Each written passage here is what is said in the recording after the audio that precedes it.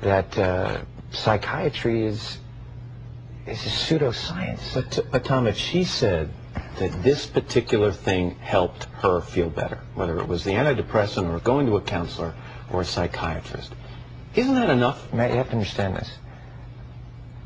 Here we are today, where I talk out against drugs and psychiatric abuses of electric shocking people, okay, against their will, of drugging children with them not knowing the effects of these drugs. Do you know what Adderall is? Do you know Ritalin? Do you know now that Ritalin is a street drug?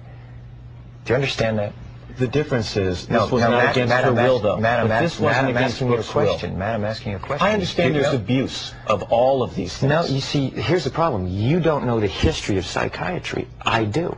Aren't there examples, and might not Brooke Shields be an example of someone who benefited from one of those drugs? All it does is mask the problem, Matt. And if you understand the history of it, it masks the problem. That's what it does. That's all it does. You're not getting to the reason why. There is no such thing as a chemical imbalance.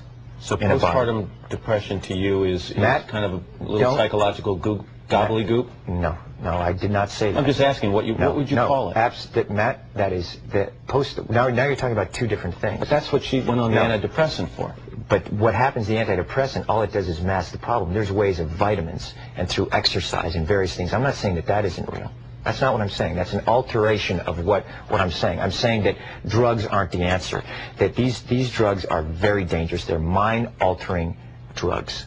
And there are ways of doing it without that, so that we don't end up in a brave new world. The thing that I'm saying about Brooke is that there's misinformation, okay? And she doesn't understand the history of psychiatry. She doesn't understand in the same way that you don't understand it, man.